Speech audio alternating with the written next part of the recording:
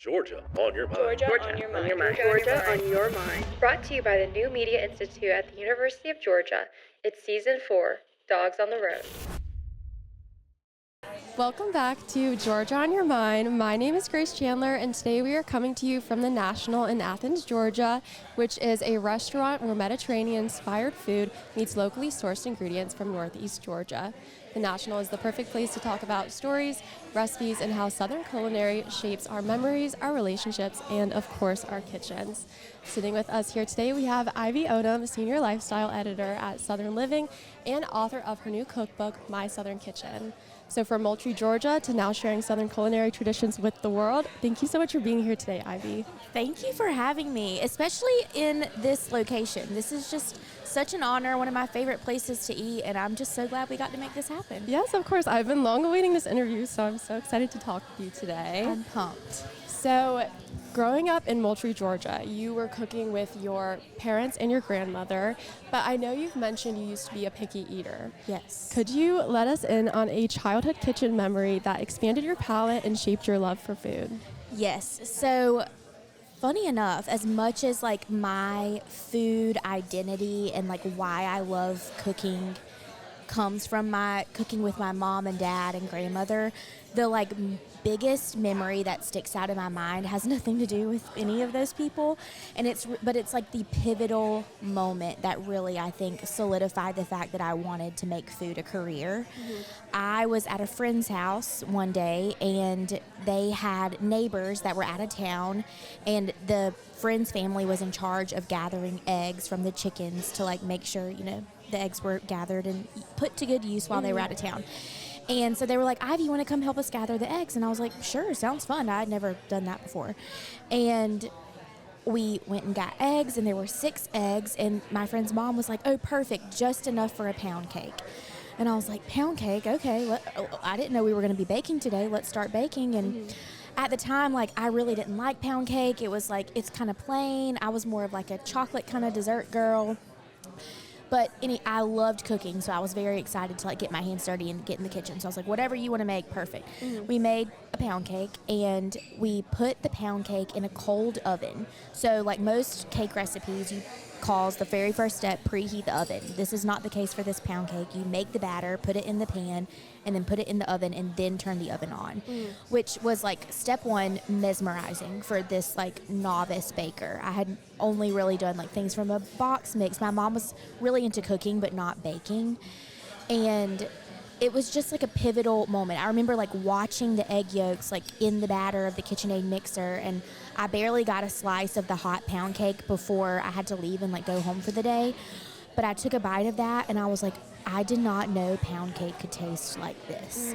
And it changed my life. And also just the fact that she let me be so hands-on with the big KitchenAid mixer. My mom had only had like a hand mixer, and the whole thing was just like a new experience for me. So I came home and begged my parents for a KitchenAid mixer because I was convinced that I could not make a pound cake without one. And for my 13th birthday, they gave me the mixer. It is bright, like a baby pink color, and it is still the mixer that I own today. It's moved with me 8 times, going on 9. And I've, been through a lot since I was 13. And it's still the cake to this day that is my most requested recipe. So, yeah, that really, like, when I went from loving cooking and loving just, like, spending time with my family in the kitchen to, oh, no, this is, like, what I want to do as a job. Definitely. I love that. I feel like also coming from someone who used to be a picky eater, we have that like aha moment that opens up the world of food, and you just can't go back at that point. You really can't. And I just remember one day like randomly like starting to crave things that I used to hate before. Mm-hmm. And it's like, why? What switched in my brain today that was like, no, actually that kind of sounds good. And it was like a slow progression from there. And also the fact that I'd like firmly decided that I wanted to go into food, I was like, well, I can't be scared to eat now. And it's not that I was like scared before. It was more just like a comfort thing. Like I loved the consistency of like my same chicken finger order, Mm-hmm. And you just don't want to spend money on food that you're going to like end up throwing away. But now I eat everything except cantaloupe. Really? Yes, I hate it. I won't touch it with a 10-foot pole. Interesting. What's like the craziest thing you've tried? Oh, I've eaten pretty much everything weird. I will try everything once. Like any kind of organ meat in any animal, I have had to do it. We Wow. had this thing in culinary school called Offal Day, not like awful, like disgusting, awful, OFFAL, which Okay. is like organ meats. So I've tried all of those. I've had crickets. We had to like make cricket flour and I used it in a cookie. It was actually surprisingly good, but like I wouldn't do it again. Right. I'm not scared. I mean, do I like all of that? No, but I would try it. Try most everything once. I love that. Yeah. And I respect that so much. Yeah. You don't know that you don't like it until you try it. That's Yes. my new philosophy. Yes, my dad said that a lot to me growing up. Yes. So moving out of your childhood and into your time at UGA, you started out as a education major. Yes. And you wanted to be a home economics teacher. So what was it about that pathway that initially drew you in? And then what made you make that pivot into consumer journalism? So, starting in middle school, really after the big KitchenAid aha moment of like, I want to go into food, I really got involved in middle school and high school in my home ec department. So I took a home ec class or two every single year from like 6th grade until I graduated. And my home economics teachers in both middle school and high school were such big influences on me. I was also like a very shy child. And they really like got me plugged into the department and like the extracurricular clubs that were part of the home ec department. So FCCLA, Future Career and Community Leaders of America. And through those activities, I really started to like come out of my shell and blossom. I really had to put myself out there. I did competitions that involved like speech giving, and that really helped me go from like a super shy person that would like hide under my mom's skirt to someone that could like hold a conversation and not be intimidated by it. And I ended up like giving the graduation speech at my high school. Like my parents would have never in a million years thought that the daughter that they raised at like 5 would be doing that. And it just like completely shaped my future. And those teachers were like such a pivotal part of that I was like so impacted by them and inspired by them that I was like, I think I want to do this. And my mom, her entire family were a family of educators. And so teaching was always like this thing that I thought like I should do because my family did it. And I liked it. I loved the art of teaching. But I got through like halfway through my junior year here. And I did my practicum, which is like the step before student teaching. So you don't have to be in a classroom every single day. It's a couple of days a week for like 2 or 3 periods of class.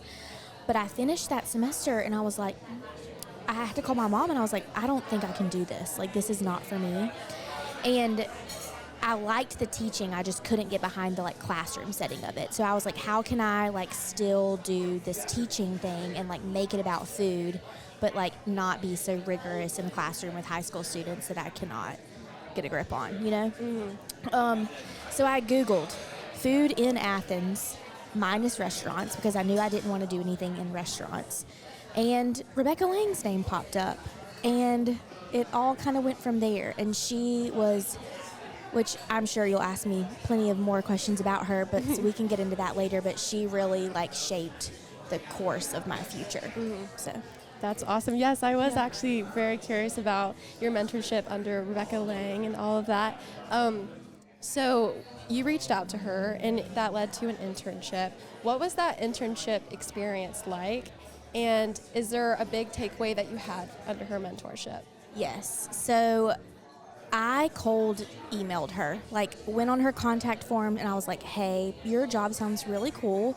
I'm having a midlife college crisis right now. Can I come and interview you just to see what your job is like?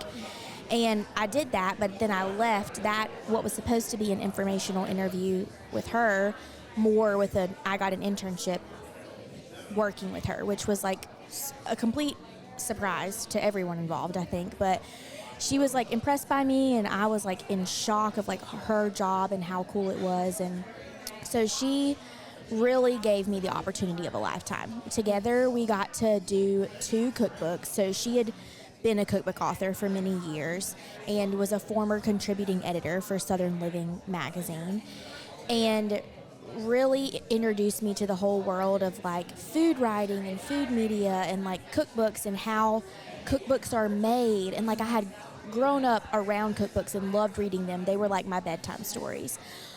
And I was like, you know, whenever I thought about getting into food, you think about all of the hopes and dreams of one day, you know, what you can do. And cookbook was like a cool part of it, but it never really seemed tangible. And I was like, oh, she's a cookbook author. Like, this is someone's job. And she really just like took me under her wing, and we did the 2 cookbooks together. One was about fried chicken and the other was about vegetables. So 2 180s, and they were incredible. She really taught me a lot about how to do a cooking demo, like how to get prepared, how to pack your box, and like always just a very specific thing, like always carry a trash box. So when you're like done with your demo and all your dirty dishes, you can like get a empty milk crate with a trash bag in it and put your dirty dishes in it so you can cart it back home and wash your dishes later, because you're doing a demo, you know, in an auditorium where you're not going to have a sink. Little things like that. But really the biggest thing that I learned from her, especially in the cookbook side of things, was always stick up for yourself and fight for what you believe in, because no one else is going to do that for you. Like, you have to be your biggest advocate, and if you don't like something, yes, there are a million other parties that are involved whenever you're writing cookbooks or you're going on TV or you're doing these cooking classes or whatever the case may be, but you have to really advocate for yourself. And that I had a little bit of a hard time. You know, I'm such a people pleaser, and she was too, and she had to learn that through her career. And it's like, no, you can't just say yes to make people happy. Like, you have to also be happy, and you have to be proud of the work that you're doing, and you need to stick up for yourself if something like is not right. And so do that. And that really was one of the biggest and most important lessons I think she taught me. While you were at UGA, was there something from the classroom that has translated to your professional world that you still carry with yourself today? Oh my goodness. So at the time, like, I really did not realize how much my major related to my current job. Like, I don't feel like many people are lucky enough to like be able to major in something that is like the perfect, could not have been any better major for the career that they went into. Like, that is so rare. And like, I don't think by any means that you had to major in what I majored in order to have my job. Like, definitely no. But I'm so thankful that I got to. So there are just so many specific classes. And the cool thing about my major, at the time it was called consumer journalism, and they changed the name so many times. It's like social entrepreneurship or something around those lines now. But it's a class that's halfway between the College of Journalism and halfway between the College of Family and Consumer Sciences. So I got to choose an emphasis in each one of those colleges. And I chose food, obviously, in facts, and then I chose PR in the journalism world. And so I got to take like such a variety that it was so fun. Like, I took a photojournalism class and learned about how to operate a camera and photography. I took a graphic design class that is so relevant to my life now. And at the time, y'all, this was like 2015. The whole world has shifted since then. Social media was like at its infancy. Like, influencer marketing was definitely not a thing, so they didn't offer classes that were on that. People were like kind of studying the beginning of that, they thought maybe that could happen, but it was not on anybody's radar, and we for sure weren't taking classes on it. But like the graphic design class, like, I learned everything about Photoshop, which I probably couldn't tell you too much about now, but it helped me with Canva, which I use a ton in my job. And all of my foods classes like taught me. I had to work in the dining hall for a class, so you learn about like bulk cooking, which was awesome. Recipes and how to scale recipes, that's a huge part of my job. Like, I just have so many specific things that I could not even begin to tell you everything that was like relevant, but those are all like so helpful. So after your time in culinary school, and you also worked for Empire State South, you landed a fellowship with Time Inc. Food Studios. Yes. What did these early experiences how did they help with recipe development, but also learning that content creation side of everything? Oh my goodness. So fast forward past culinary school, like really working in the restaurant industry was something that was required as part of culinary school. So I did like 6 months in the classroom and 6 months in the restaurant. And I like begged, do I have to do this? And they were like, yes, it's required. And I was like, okay, I can't work at a caterer. I can't do like anything else. They're like, no, you must work in a restaurant. And I was like, okay. So I just like took it in stride. It was not something that I wanted to do, but I really had to buckle down. It was one of the toughest experiences of my life. But at the end of the day, I cannot imagine having the job that I have now, which at the time I had no idea that I would be having this exact job. I can't imagine doing this job without that restaurant experience. Not really anything to do with like the food or technique that I learned there, but really it gave me such a tough skin. If anyone has worked in the service industry, you know how tough it is. Back of house, front of house, I don't care. Both of them it's such a tough job. And you really have to again, stick up for yourself, have a thick skin to work in somewhere like that. And now being in the public eye as much as I am, I can't imagine doing it. So I think recipe development aside, yes, I learned time management and the best practices of how to do a recipe from start to finish, but that was the biggest lesson and life changing thing that I learned from my restaurant experience. I love that. And something I really love about your work is how much you emphasize the storytelling, specifically the stories behind the recipes. But how do you decide what stories to tell, and why are the stories behind the recipes just as important as the recipes themselves? Oh my gosh. In the book specifically, or just in my normal job? Just in your normal job. Okay, well, it's tough.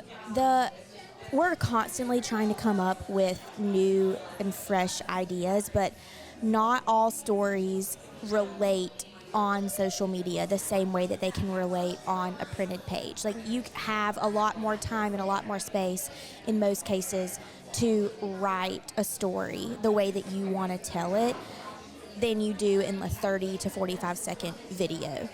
And it's a big team effort on my part with Southern Living. We have a whole social media team that really hones in on our ideas that come from our entire editorial staff. And so we get a lot of inspiration from articles that someone, not me, another editor on our staff wrote, that they were here's a topic, I feel passionate about it, I'm going to write something about it. And then I read the article and I resonate with it, and I may or may not agree with exactly everything they said, and I have my own opinion. And so I then take that as a jumping off point to do a new idea for a video. So it's related to an article that we knew did really well, either in our newsletter or online in some form. And then I get to take that and kind of make my own spin on it. Mm-hmm. So again, big team effort. I have a lot of people that help me come up with all of these ideas, but at the end of the day, the most important thing for me when it comes to storytelling is how does this benefit the person listening? Are they going to take a lesson away from this, or are they going to see themselves in the story that I'm telling, or are they going to be able to share this with somebody else that it can resonate with them? Those are kind of the three biggest pillars, or four.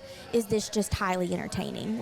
Is this something that people really want to watch? But the lesson thing is always a thing that I'm always looking for in the storytelling. What can people learn from this? But the biggest portion is, will someone resonate with this? Did they have this experience in a similar way in their life, even if they lived a completely different Southern life than I did? How cool is it that I grew up in small town South Georgia and had an experience that someone in small town North Georgia never experienced in their life, but we're both Southerners and we're both Georgians. But then we probably also had the same experience as someone in North Louisiana, so it's just so cool how different experiences we can all come together and relate over them or not relate over them. And everybody's always in the comments I grew up in the South my whole life and I have never experienced this. And I'm but how cool is that? So that is it. It's maybe ruffling some feathers or just seeing how somebody can relate to the story that I'm telling is like the biggest takeaway of like what I always want to achieve. I love that. It definitely does bring people together in unexpected ways. Yes. And I also feel like cooking someone else's food is a great opportunity to have cultural exchange, and that's just really a special moment. I feel like we get that with your new cookbook, My Southern Kitchen. We get this rich introduction to Southern food. Is there a cookbook that you've cooked from or read that introduced you to a new cuisine or just deepened your understanding of food? Oh my goodness. Yes, every single cookbook that I have ever read in my life has like done one of the two, like deepen my understanding of food in a different way or introduce me to something new. So it's like really impossible to pick just one. I will say that there is one food writer that really inspired me really early in my career. Her name's Ruth Reichel. She was the former editor at Gourmet magazine. That was a magazine long before, and they had a cookbook, and she just is like this very well-renowned American food writer who wrote a lot about her experience in the food industry just like throughout her life in like, the 70s through like the early 2000s and working in this industry, and she just has so many stories to tell. And most of her books are actually not cookbooks. She has a couple, and I own every single thing she has ever published. But the way that she tells her stories really, really resonate with me and make me think about food in an entirely new way. I would say like her writing inspired like the way that I like to tell stories, because they're like not necessarily always about food, but somehow they relate back to it. It's like her family experiences through the lens of food. And that to me is like a cool way to tell a story about food, because as you said, it's a way to bridge the cultural gap, and I just love the way that she tells stories. But another very fun cookbook that kind of really shaped my philosophy on food now, especially in the like most recent part of my career, like the past like year or so, it's actually a pretty new cookbook. It's called What to Cook When You Don't Feel Like Cooking by Caroline Chambers. I love her. I just have so much of a respect for her because the way that she cooks is just like what I strive to be doing. It's easy, it's approachable. She gives a lot of different ways to swap ingredients to make it work for you. And I came from a background of like cooking everything from scratch and, learning all the proper techniques. And I was like very anti sheet pan dinners, going from culinary school and wanting everything to be cooked perfectly and timing to make sure your green beans come out at the same time as your chicken and your potato, whatever. And she's like, forget all of that. Get dinner on the table with your family. That's something that they're going to like, and it's easy and it's approachable, but still tastes good. And just the way that she thought about making dinner and cooking dinner, that is like usually such a mundane task and like honestly like a dreaded task for so many people because it's like a must instead of a want to. She really changed the game for me on like how I cook dinner and how I approach the thing that I have to do, because cooking for me used to be so fun. Not that it isn't fun anymore. I will always love it, but it's when you have to do it that it takes the fun out of it, and she put the fun back in like the mundane of dinner making for me. So I love that so much. Yes. I feel like cooking in general can be very intimidating, and like you said, it is a must. You don't get the option. So I'll definitely have to check that one out. such a great book. Yeah. So switching gears to your cookbook, My Southern Kitchen, we get this heartfelt guide to stories from your kitchen table and recipes inspired by your Southern background. Which stories and recipes in the book are most personal to you and why? Oh my goodness. Well, I mentioned the pound cake before. That would be recipe number one. You would think I'm a baker. I'm really not. I am way more of a savory cooking kind of person, but another one that's super sentimental to me is the little layer chocolate cake, which I won't go into the whole story. Hopefully people can buy the book and read about it, but it's like the cake that started my career. The pound cake made me realize that I wanted to do food as my job. The little layer chocolate cake was like a cake that I made as an intern in the Southern Living Test Kitchens that took me from intern and recipe developer. I thought like I was going to go down this recipe development path and only do recipes for Southern Living or other brands, you know, in print and maybe online. Maybe teach a couple of cooking classes with the eventual hope of maybe one day writing a cookbook. That cake opened the world of the video side of my job to me, and it was thrust upon me in the beginning, but in such a good way. I was so apprehensive at first. I was literally told in a class in college by one of my friends to not go into video as a career. And I was like, well, good thing, because I have no interest in that. Well, look at me now.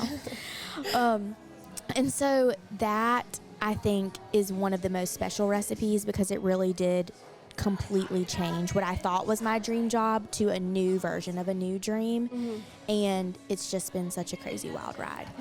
And then I just have so many recipes that like I ate growing up, like from my mom's table and my grandma's table, and they all have like stories attached to them. And the ones that mean the most to me are like ones that have like a name attached to it. So I have like Mama's potatoes and onions, or Nana's tea cakes, or Mama Jane's coffee punch, like recipes like that have someone's name in them. Read the story that's attached to it, because it's good. You'll see why it means so much to me. And the video and social media side of things is very cool, and it's a great way to pass down these Southern culinary traditions. Why is it so important to you to pass these down to a younger audience? Oh my goodness. So working for Southern Living has been the honor of a lifetime. Like, I feel like for me, this is such a cool time to be working at this brand in particular. It was a magazine that my mom and my grandmother both grew up reading. Like, it was on their coffee table, and it was such like a pivotal part of the way that they lived their lives. They got their design inspiration for their houses from the magazine. They got their recipes for dinner from the magazine. And the printed word, as much as I love it and as proud as I am to like still be able to work for a magazine that puts a printed something out there, I am so glad to be working for one that is also, you know, open to the future. And we were open to the future, I feel like, earlier than some other publications, which has been so fun. And so we were able to jump on these trends or these video platforms whenever they were in their infancy, like TikTok, for example, and really garner a new audience to like kind of bring Southern Living into a new generation. And it's just been such a fun and wild ride. We like really started our TikTok channel kind of in the throes of everyone else, like right at the beginning of the pandemic, and that has been like a big shift in my career.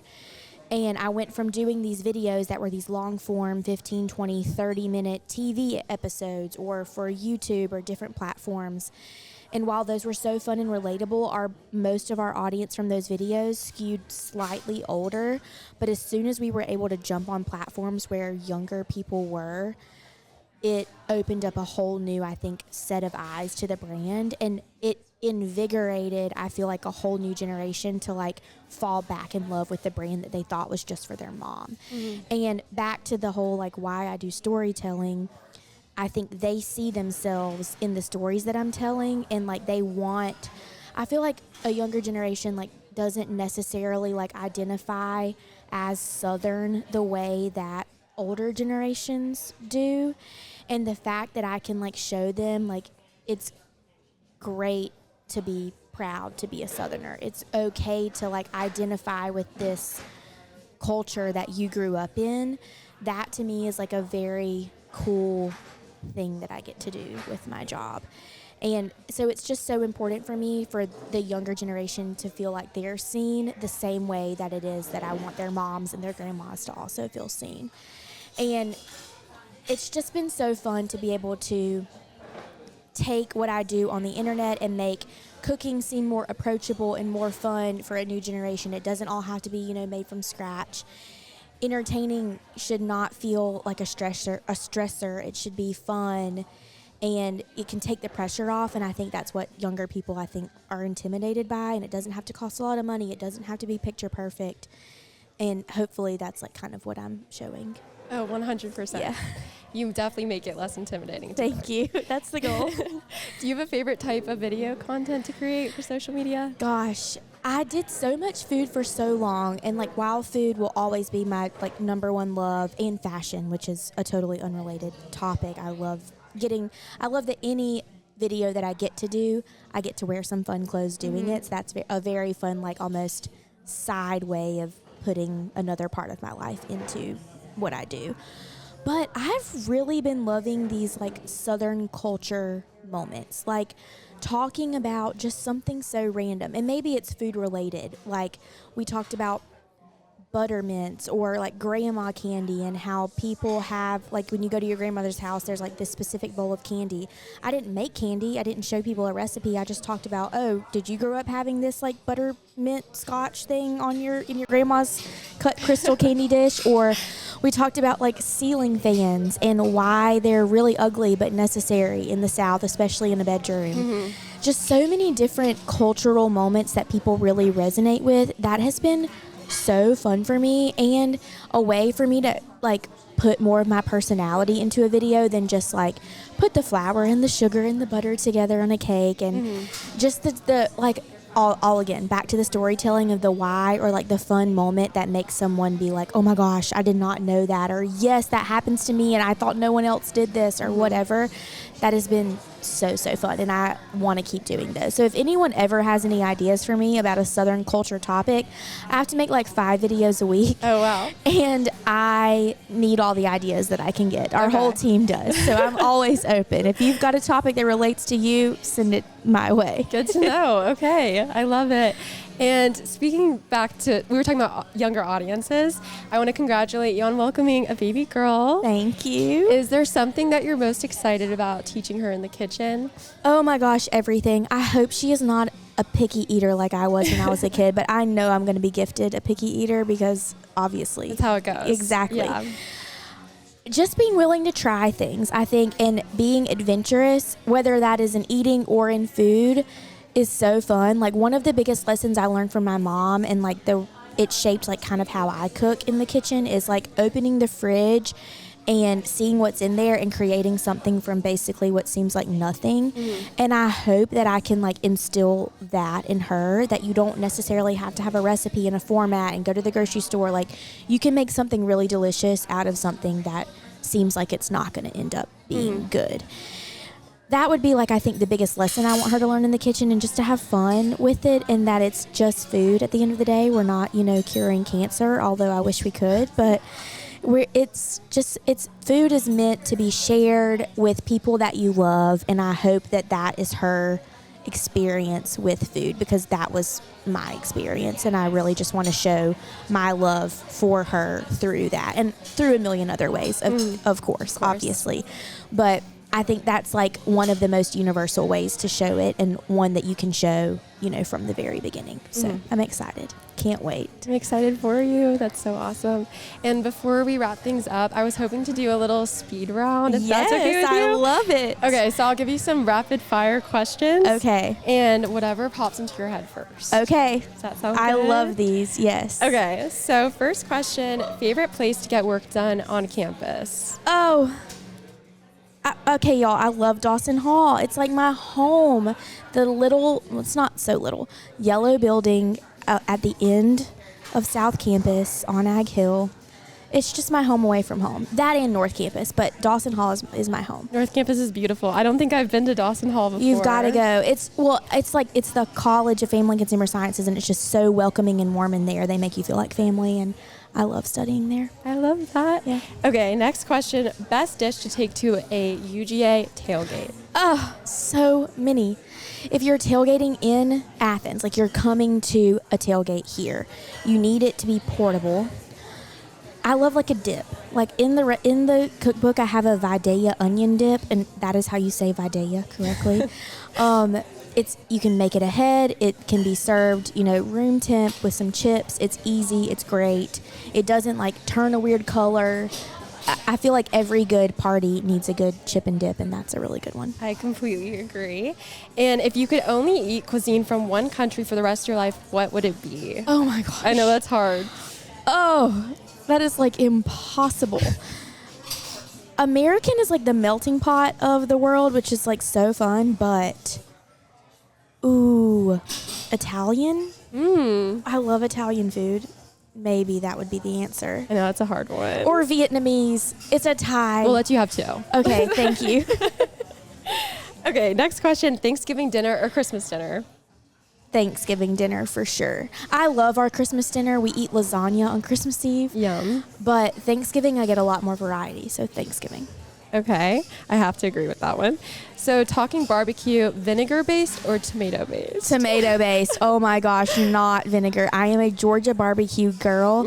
I like it to skew a little sweeter, not like sticky sweet, but sweeter tomato-based barbecue. Not. And pork. I like beef too, but not vinegar. Okay. Cast iron or stainless steel? Cast iron, obviously. All the way, obviously. So you have viral recipes like the little layer cake and baking soda sweet tea. Is there a recipe, represent, that should have gone viral but hasn't? Oh my gosh.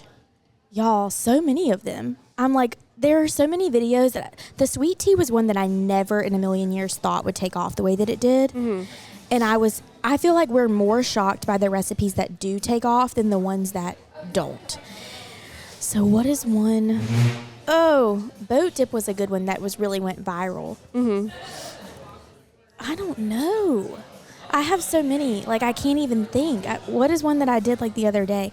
Okay, this has gone kind of viral, but it needs more attention. Okay. Pineapple casserole. I think a lot of people do know me because of that, but at the same time, more people need to know about that. It's a Thanksgiving dish, or it could be Easter. It's both in my family. Must be served at both occasions. It's weird. Pineapple, cheese, butter, and Ritz crackers all mixed together with some sugar, and you bake it, and it's considered a vegetable side dish. Wow. And I feel like more people need to know about it. And yes, it's polarizing, but worth it. Well, with Thanksgiving coming up, there we go. It's the perfect thing to add to your Thanksgiving menu. So last question. You've been sipping on a sweet tea today. If you could pair this with one of your recipes from My Southern Kitchen right now, what would you make? Oh my goodness. What does not go with sweet tea? Everything. I have to go like classic. Well, I would say I would go classic Southern and be like fried chicken. No. I would put this with the Southern Summer Vegetable Plate, which that involves multiple recipes, but it is one page in the book. So I'm going to count it as one, and I count it as like one recipe. But there's creamed corn, fried okra, glazed field peas, and then you serve it with like a slice of tomato and whatever other vegetables you want to throw on that plate. That is like my absolute favorite Southern comfort meal. And you can't have that without tea. Right. You can't. You really can't. You have to have it. Yeah, it's a must. It's a must. I love that. Well, thank you for playing along with our game. Thank you so much. This has been so fun. I'm so glad. And to wrap things up, I want to ask you a full circle question that I feel like a lot of our audience would love to hear the answer to. Okay. So during your time at UGA, when you weren't fully certain on what pathway you were going to be taking, to now living out your passion in food media and writing your own cookbook, what would you say to a college student who is currently in that phase of uncertainty? Oh my gosh. Been there, done that, y'all. You're never going to be out of that stage of uncertainty, I fear to tell you. So get comfortable in that feeling. You're never like, you can think you've made it in your career, but there's always going to be this like slight question of, am I doing the right thing for me, or am I doing the right thing for my family or for my future, or whatever the case may be.